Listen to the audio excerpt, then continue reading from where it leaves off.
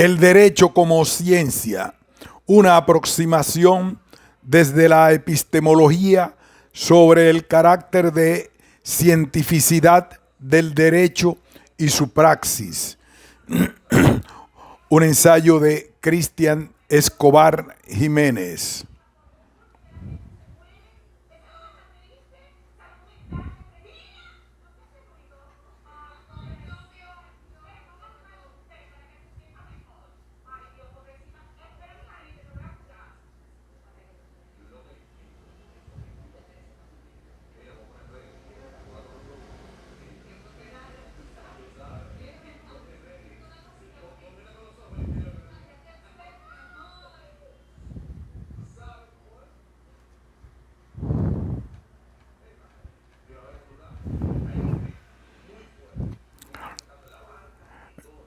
Extracto. Pseudociencia y derecho. En lo que respecta al derecho, podemos establecer dos problemas generales. El primero es que los criterios de demarcación se refieren, uno, a teorías que usan y explican hechos, sucesos, fenómenos en el mundo y que pueden ser contrastados. Nos referimos a las ciencias empíricas. 2. Establecer elementos metodológicos o racionales que permita diferenciar a las teorías que cumplen ciertos estándares para los fenómenos en cuestión. Con respecto al primer problema, exceptuando ciertas corrientes realistas, Kirchmann no ven esencialmente el derecho como un conjunto de hechos a estudiar, lo ven como conjunto de saberes o doctrinas, por lo que los diferentes criterios de demarcación aplicados a ciencias empíricas en los que se busca verificar, contrastar, confirmar, falsar, etc., no puede aplicarse. Sin embargo, ante la dificultad de definir los criterios de demarcación y las diferentes posiciones al respecto, la inaplicabilidad de los criterios no sería el elemento de juicio suficiente para negar el carácter científico del derecho. Como se ha dicho, dado que se presenta al derecho como un conjunto normativo y no empírico, García Maynés,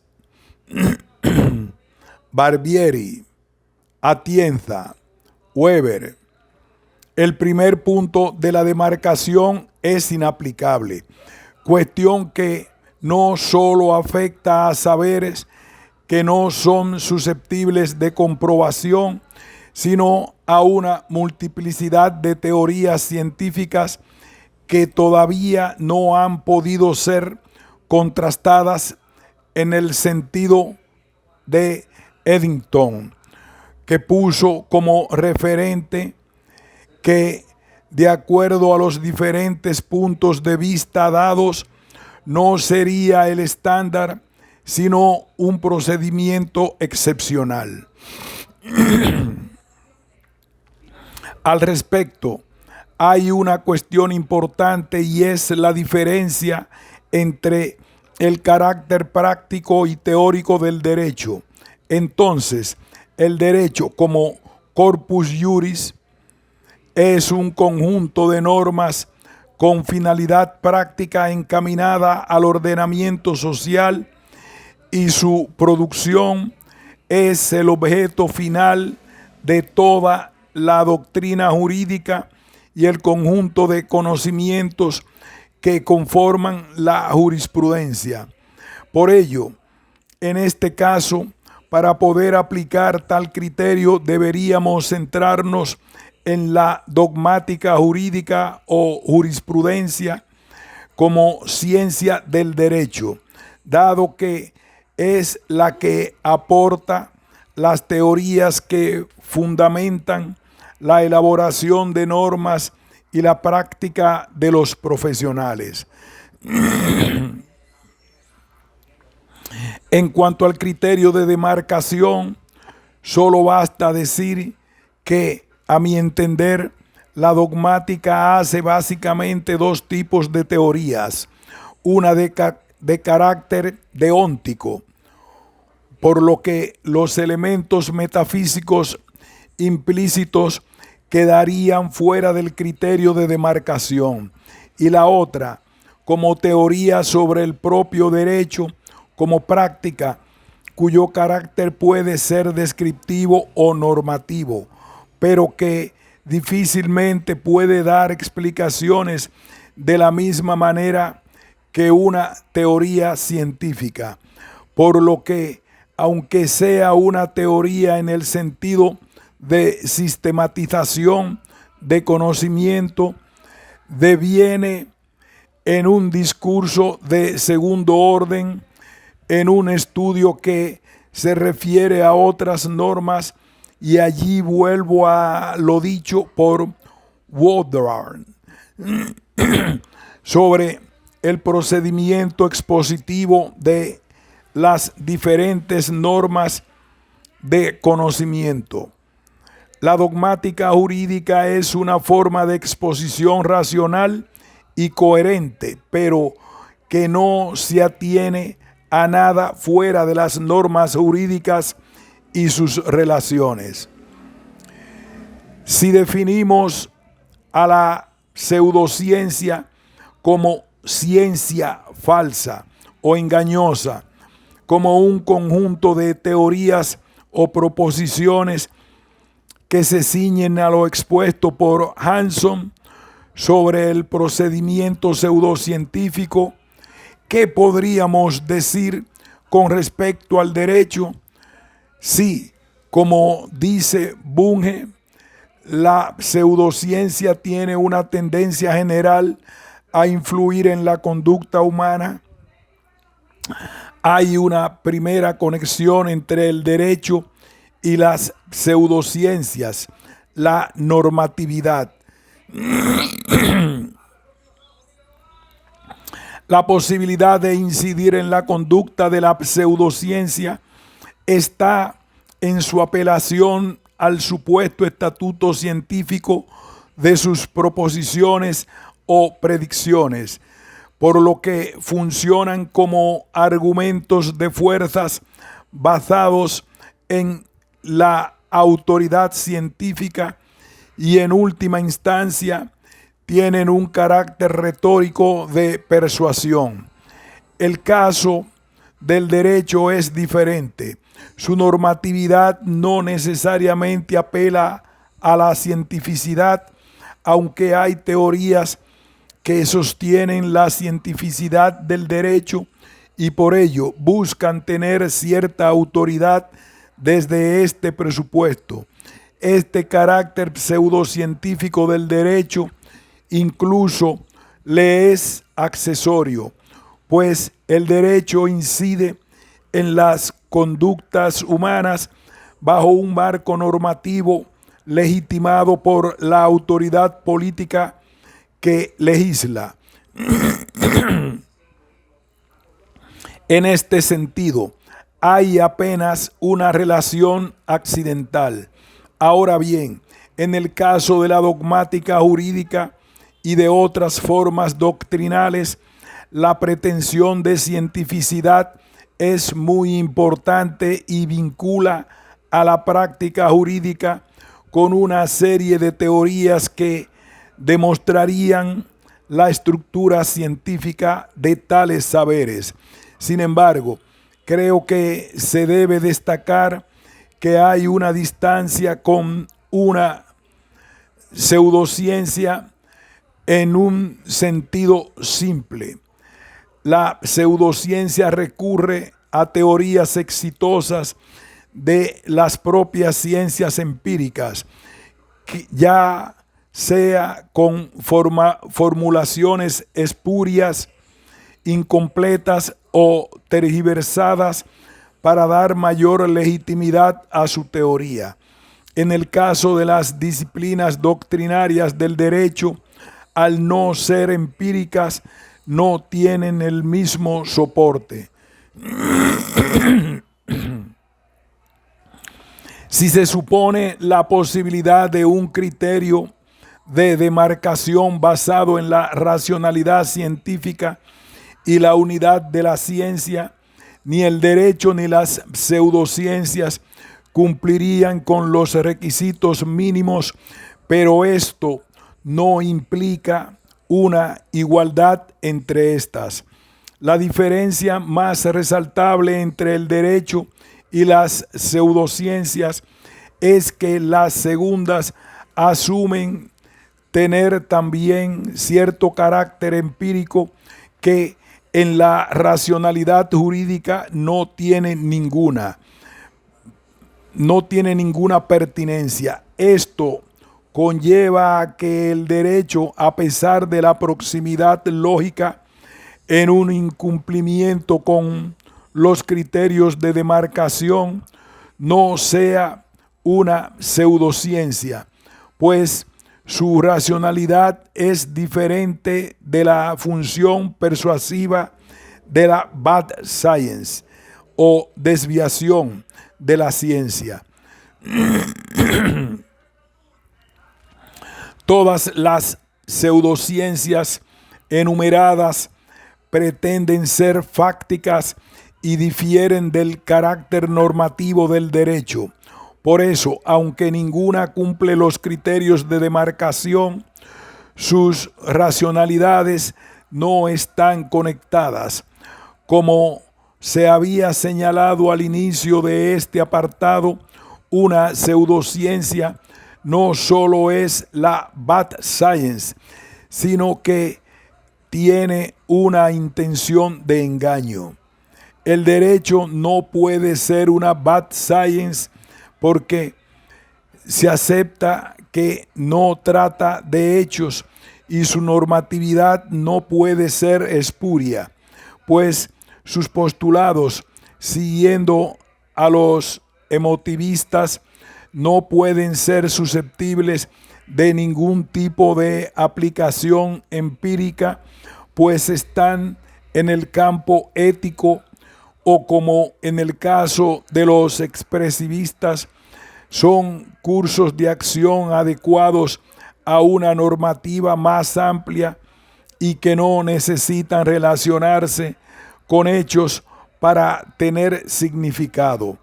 En cualquier caso, no tratamos de hechos en el sentido de la ciencia empírica, sino de hechos en tanto que conductas humanas. De acuerdo a Hanson, independientemente de los recursos analíticos en Popper con Lakatos, hay un consenso general sobre las conclusiones que llevan a establecer cierta unidad en la diversidad de posiciones, dada la racionalidad implícita en la ciencia, presentada a través de ciertas características mínimas, más allá de los criterios de demarcación, que están relacionadas a un sistema abierto y susceptible de recibir nueva información. Por ejemplo, en el caso de una teoría histórica o sociológica que no pueda ser falsada, una actitud crítica y abierta supondría la aceptación de explicaciones alternativas o contradictorias a la primera teoría. Este punto distintivo es crucial para separar el conocimiento científico de las pseudociencias y nos lleva a otro punto, el de la cierta unidad de la ciencia en la búsqueda rigurosa y sistemática más allá de los objetos de estudio. De acuerdo a Hanson,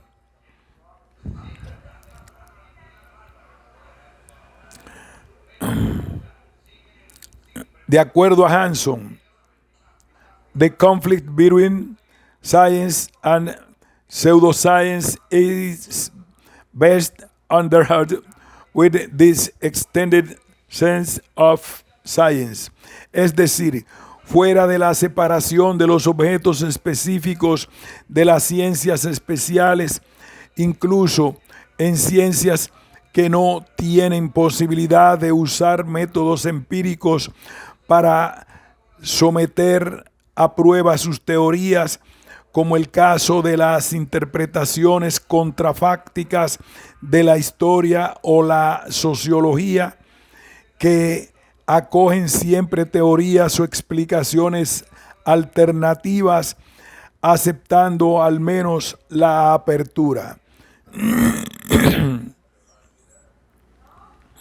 En esta forma, podríamos hablar de dos conjuntos: uno de la ciencia en general, que propone un método general e impone una racionalidad determinada en base a este, y otro a varios tipos de disciplinas de acuerdo a su objeto, las sociales y naturales y las formales, porque los criterios de demarcación más bien están pensados para las empíricas, sociales y naturales, y entre estas se reconoce también diferencias sustanciales en cuanto al carácter general de sus aseveraciones, teorías, hipótesis. Pero a decir de Hanson, la pseudociencia se entiende mejor cuando se establece cierta unidad en el método, que incluye la actitud de quienes hacen ciencia frente a sus proposiciones en un sistema abierto, crítico, sistemático, coherente, que intente dar cuenta de hechos de la realidad, etc. En este caso, el derecho no sería ni una ciencia ni una pseudociencia, pues esta unidad en la racionalidad científica no es aplicable y no hay hechos a tratar. Para el caso de la dogmática jurídica, se entendería que las aserciones y sistematizaciones que se hacen sobre el derecho como conjunto normativo y las decisiones jurídicas tendrían apenas un carácter descriptivo y no explicativo en un sentido nómico. Esto se profundizará después, por lo que este tipo de enunciados no son susceptibles de verificar o falsar, sencillamente corresponden a explicaciones vacuas sobre casos particulares, supuesto como hace la dogmática, que lo que se analiza son los diferentes derechos positivos. Sobre tal voluntad de verdad, como hemos visto en Hanson, la cuestión de la pseudociencia está muy vinculada a una ética de la práctica y aplicación de los saberes, que tiene incidencia muy importante en el ámbito privado y público, y que está íntimamente relacionado a la propia aplicación jurídica. En el caso del derecho, la diferencia de la lógica de la ciencia, el llegar a conclusiones, es una cuestión acuciante. La dilucidación de casos de estudio en límites temporales dados es uno de los principios que diferencian a la investigación científica de la jurídica, pues se basa en el principio de interest rate publicae ut sit finis litium, por lo cual la búsqueda de la verdad no puede durar indefinidamente. Tarufo. Debido a esta necesidad de finiquitar los casos judiciales, se apela a la intervención de peritos, entre los que constan expertos en diferentes disciplinas aceptadas convencionalmente como científicas. En el sentido legal, la afirmación también involucra un criterio de demarcación, puesto que el derecho y algunos autores se basan en ello para adjudicarle un estatuto científico al derecho, como Larens. Debe basarse en elementos de juicio certeros, pues la verdad asociada generalmente al conocimiento científico es un asunto consustancial del proceso si quiere ser justo. Si la ciencia y el proceso tienen un objeto común, la investigación de la verdad. Tarufo. Dado que la ciencia es lo más cercano al aporte de pruebas verdaderas. Por ejemplo, Laudán centra la atención sobre la investigación de los hechos y el problema de verdad en los elementos de convicción, en lo que llama Standard of Proof, que deberían constituirse como elementos de objetividad en sí mismos, aunque de acuerdo al mismo Laudán, muchos de los principios jurídicos para el caso de las leyes criminales de los Estados Unidos están detrás de los errores y desviaciones con las pretensiones de determinar inocencia o culpabilidad de acuerdo a criterios probables más allá de cualquier duda razonable como criterio mismo de verdad.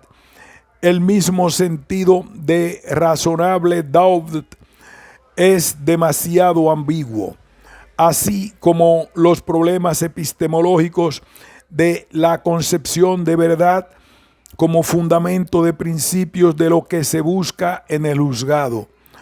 Pero hay una diferencia sustancial entre ambas formas de verdad. En el derecho se analiza la verdad de los hechos en los casos particulares con el objeto de resolver ese caso, que de allí puedan surgir sugerencias para una normatividad futura es otra cosa. En cambio, en la ciencia se analizan casos, hechos, sucesos o fenómenos particulares para confirmar y refutar hipótesis, ya sea para confirmar o corroborar teorías o leyes existentes o nuevas, propuestas teóricas, y solo si estos casos no son vacuos, es decir, si tienen conexión o son estándares de los fenómenos de los cuales tratan tales leyes o teorías. 10 y Moulines. Los casos particulares estudiados lo son porque de ellos se desprenden en términos cognitivos regularidades nómicas. La distinción, por ende, es muy clara. Intentaré relacionar dos ejemplos prototípicos: el asesinato de A provocado por B en el lugar C, en el momento D, de la forma E. Una vez encontrado el cuerpo de A, se debe dilucidar al menos quién es A, quién es B, dónde, cuándo y cómo ocurrió el hecho. Aquí, conocer la verdad está íntimamente relacionado a la noción de justicia. Se puede llegar a una explicación de los sucesos, pero su finalidad posterior es tomar acciones sobre lo ocurrido con A. Por ello, hay un tiempo perentorio por la finalidad práctica y los recursos públicos invertidos en llegar a esa verdad. Después de una investigación se determina que B en C y D acometió E contra A. B es imputable de lo sucedido con a través de una interpretación de lo ocurrido. Se puede determinar no solo la responsabilidad, sino dolo, voluntad directa de dañar a A, más allá de cualquier duda razonable. ¿Por qué se empezó la investigación? ¿Por qué una norma previa lo dicta? ¿Por qué lo dicta? Porque podríamos interpretar en el caso E sobre A no solo lesiona a la víctima, sino que es un acto odioso contra la comunidad y por ello tiene dos repercusiones: la sanción y la búsqueda de sentar un precedente normativo sobre lo que puede pasar si se rompe la norma que induce a un comportamiento predeterminado. Es posible explicar por qué el acto E contra A es malo sin recurrir a términos éticos nunca. En este caso, las conclusiones de la investigación nos llevan a una descripción, una narración de cómo sucedió E y a una explicación de lo ocurrido, interpretación de los motivos de B para E. Se establece la verdad de E, pero se debe ir más allá. Se debe interpretar el acto de B para la sanción. Se puede pensar que la verdad no solo contiene la descripción, sino además los motivos de E. En último caso, la descripción y la explicación dadas a E contienen una verdad, pero la misma solo atañe al acto E acometido por B contra A en C y D. Es decir, que esta verdad como explicación se extingue allí y solo cobra carácter legal normativo si se remite a una norma previa, como es el caso, o modifica la norma. Digamos que es un caso excepcional que impone modificar la normativa para adelantarse a sucesos futuros igual de odiosos, pero siempre particulares, pues no predice, sino que se adelanta a lo que ocurrirá. La verdad jurídica remitida a un caso único solo es legal en este sentido. En derecho, cada caso se juzga de forma aislada. En una simplificación del proceder científico nos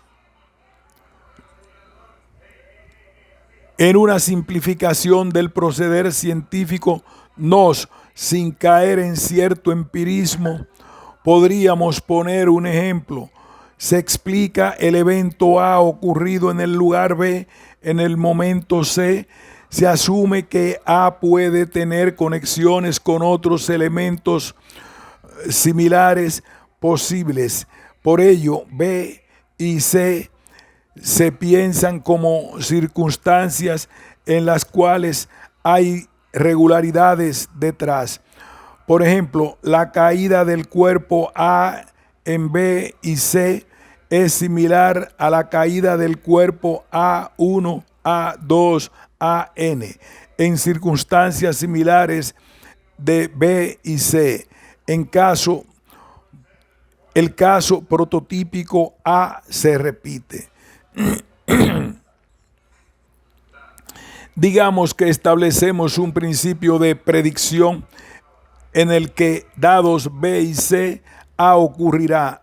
Esta verdad trasciende al caso A inicial y tiene cierto carácter nómico porque establece una explicación regular de A y similares A1, A2, AN en B y C, por lo que más allá de cualquier duda razonable, se cree que AN ocurrirá.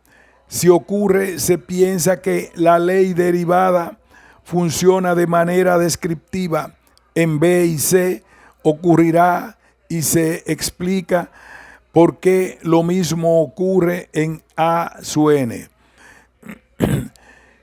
Si por alguna circunstancia un caso de AM no ocurre a pesar de la predicción, se puede revisar qué sucede con B y C. Si a pesar de que B y C siguen invariables, se piensa en la formulación de la explicación legal. Dados B y C, ocurrirá A. Si AM no ocurre, pues se refuta la formulación o se espera observar un evento extraño. D. No tomado en cuenta. Si D solo afecta a AM, pues no se refuta la formulación, pero si afecta a A, la formulación de dados B y C, entonces A ya no cumple y queda falsada.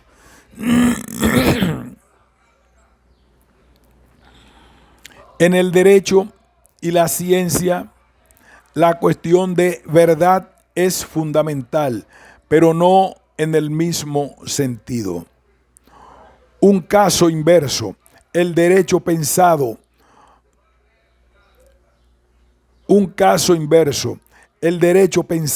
la relación entre ciencia y pseudociencia. Quisiera exponer cómo los criterios de demarcación entre ciencia y pseudociencia entran en juego en la aplicación del derecho, como el paradigmático caso Daubert y Mirrol.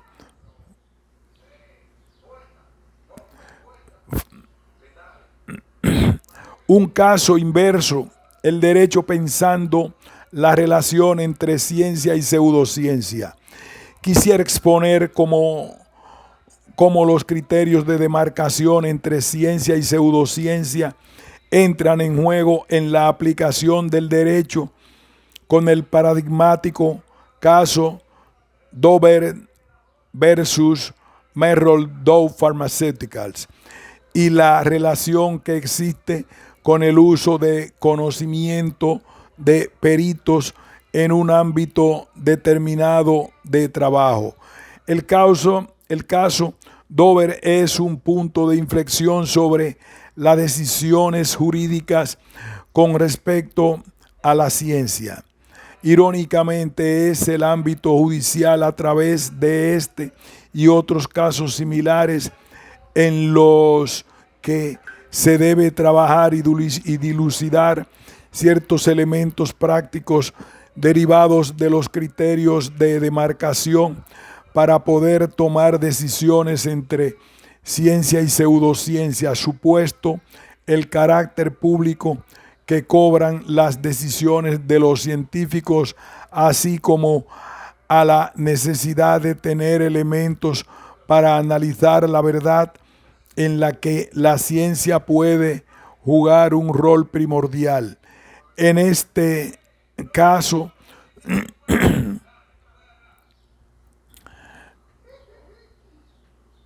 comillas, los demandantes, 2 niños pequeños nacidos con malformaciones graves, y sus padres alegaban que los daños se debían a que las madres de aquellos habían consumido Bendectin durante el embarazo. El laboratorio demandado negaba la causalidad y en primera instancia el tribunal de distrito, vistos los peritajes presentados por ambas partes, aplicó el canon de Freire. resolvió que las tesis de los demandantes no cumplían con el requisito de la aceptación general y rechazó su reclamación. Salvador Coderch y Rubik Puig. Con aceptación general se refiere al consenso de la comunidad científica al respecto. Por bajo qué criterios de demarcación trabaja la comunidad científica, más cercanos a la heurística positiva, a la ciencia normal. Con aceptación general se refiere al consenso de la comunidad científica al respecto. Pero, ¿bajo qué criterios de demarcación trabaja la comunidad científica más cercanos a la heurística positiva, a la ciencia normal? Si es así, ¿qué pasa con la propia lógica de la ciencia, a la apertura a la posición crítica de los científicos sobre sus propios descubrimientos? En el caso Daubert, para el análisis de pruebas se presentó el testimonio de William McBride, quien era médico y no investigador, y por ende su opinión no era un aval pericial al no trabajar en los dominios de la comunidad científica como demandaba el canon Frey. La idea sería que al someter el medicamento a pruebas jamás es un criterio suficiente para determinar el impacto de su uso, pero no someterlo así es un criterio para no usarlo. Se debe recalcar que la aceptación general parte de una concepción en estándares más bien popperianos.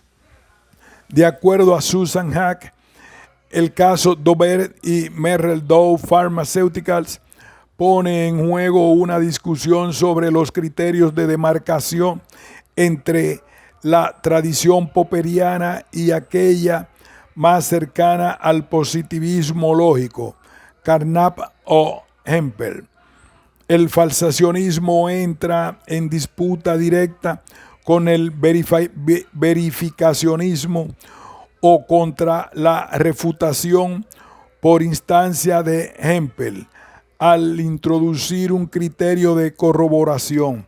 Popper intenta separarse de la confirmación de Carnap precisamente por la dificultad de predecir con certeza los sucesos futuros. La corroboración de Popper solo afirma su comportamiento en el pasado, por lo que ni la mejor de las teorías es totalmente fiable.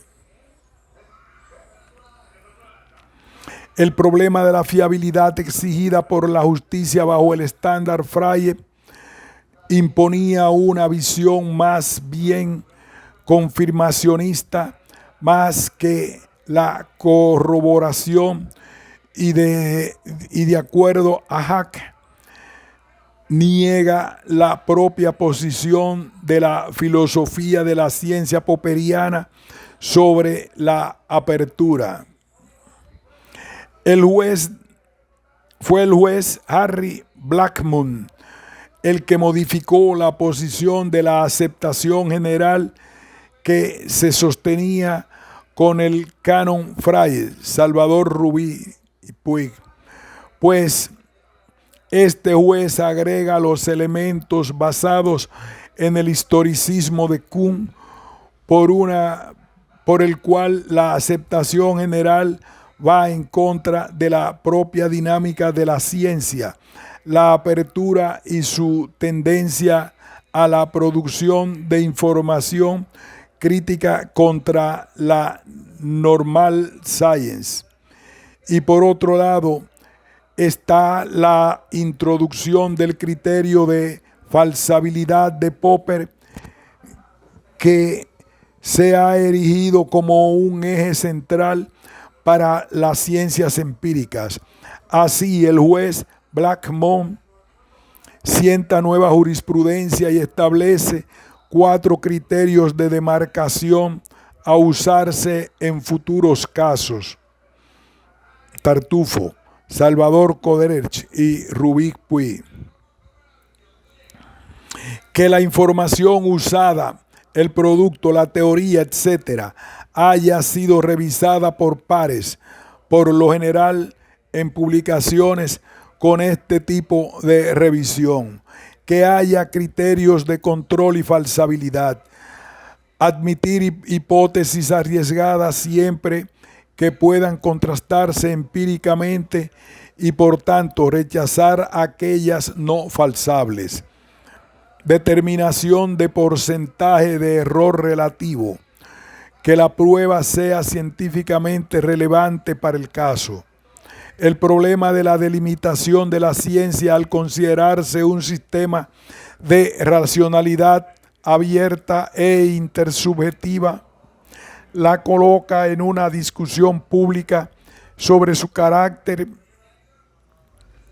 y la importancia de los criterios de demarcación. En su relación con el derecho, basta recordar el uso de la frenología en el derecho penal, una teoría hoy aceptada generalmente como una pseudociencia. El ejemplo más extendido dentro de tal práctica es el derecho de César Lombroso, autor Lo Uomo Delincuente,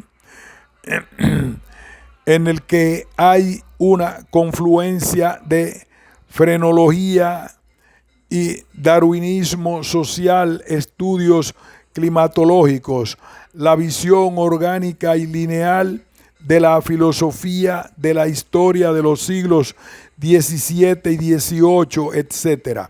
Sin embargo, las tesis de Lombroso no consideraban la refutación que las propias tesis de la frenología sufrieron durante la primera mitad del siglo XIX.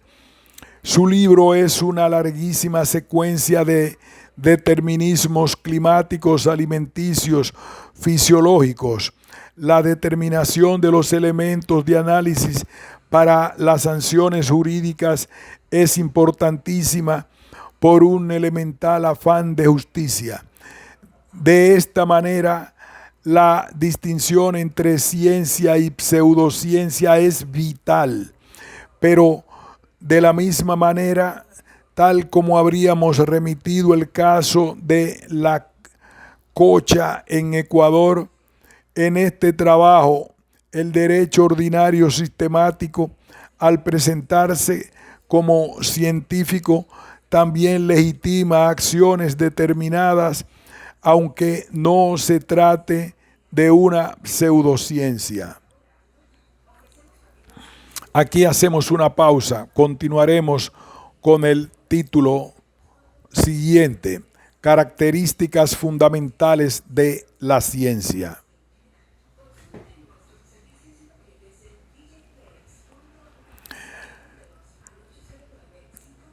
Características fundamentales de la ciencia. Debido a la dificultad de lograr una definición taxativa de la ciencia y su método, se establecerán algunas características con las cuales se pueden evaluar las características de las definiciones de derecho dadas. La ciencia siempre parte de una problematización, Popper, y de la incompletitud o falibilidad que las explicaciones que tenemos sobre el mundo nos pueden ofrecer, ya sean producto del conocimiento ordinario o de nuestras propias teorías científicas, Nagel y Chalmers. Pero si bien la ciencia como producto histórico específico parte de una problematización asociada a nuestro conocimiento común, ordinario o no científico, del mundo lo asume de una forma diferente, a través de una perspectiva teórica, nómica, metódica, etc. La organización, por ende, agrupa los diferentes factores de la problematización a través de definiciones más o menos funcionales para categorizar fenómenos de acuerdo a su naturaleza. En sentido general, una taxonomía simplificada de las ciencias las divide en dos grupos de acuerdo a la existencia objetiva de los fenómenos con los que trata. Esta distinción hace alusión a aquellas ciencias que se ocupan de los hechos entendidos de forma amplia y aquellas que se ocupan de objetos abstractos, ideas, formas, etc. Tenemos una primera distinción entre ciencias fácticas y ciencias formales. La lógica o la matemática son ciencias formales porque no se refieren a nada que se encuentre en la realidad. Bunge. En este sentido, Bunge se refiere a la realidad como aquellos hechos objetivos que se pueden experimentar de una u otra manera, o lo que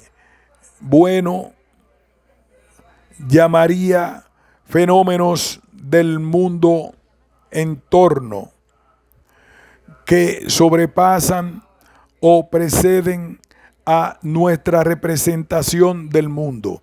Así, la diferencia radical y sencilla entre ambas es que en las ciencias fácticas, al tratar de hechos, sus aseveraciones deberían poder ser contrastadas por la experiencia. En este caso de las ciencias fácticas, el valor veritativo de las aserciones que se hacen en las proposiciones que componen las hipótesis o teorías científicas dependen de la posibilidad de que los predicados de dichas proposiciones asignen valores a ciertas cosas. Por ejemplo, un objeto satisface el predicado Y. Por ejemplo, un objeto X satisface el predicado Y si y solo si existe un objeto particular X y dicho objeto exhibe la característica y, por ejemplo, la existencia de un cuerpo macroscópico poroso. Para reconocer tal relación, la concepción heredada del positivismo lógico elaboró una serie de postulados de relación llamadas reglas de correspondencia, que parte de ver a la lógica de primer orden como un lenguaje en el que se pueden expresar las teorías científicas y, valiéndose de los axiomas y reglas de correspondencia, derivar los teoremas respectivos. Los primeros componentes del lenguaje L son los términos del vocabulario lógico BL, que se refiere, incluye tanto términos lógicos como matemáticos. Después tenemos el vocabulario observacional VO y luego el vocabulario teórico VT, que forman conjuntos disjuntos. VO comprende los términos que se refieren a características observables de eventos y objetos macroscópicos, mientras que VT contiene términos de propiedades, relaciones o funciones no directamente observables, sino introducidas como propósitos teóricos. Las llamadas reglas de correspondencia C comprenden enunciados mixtos que relacionan términos de BT con términos de BO, pues los términos de BT deben ser en última instancia introducidos con ayuda de los términos BO. Guerrero Pino, Supe 2000. La relación que existe entre los términos teóricos y observacionales implica que la correspondencia pueda ser confirmada. Aquí hacemos una pausa. Continuaremos más adelante.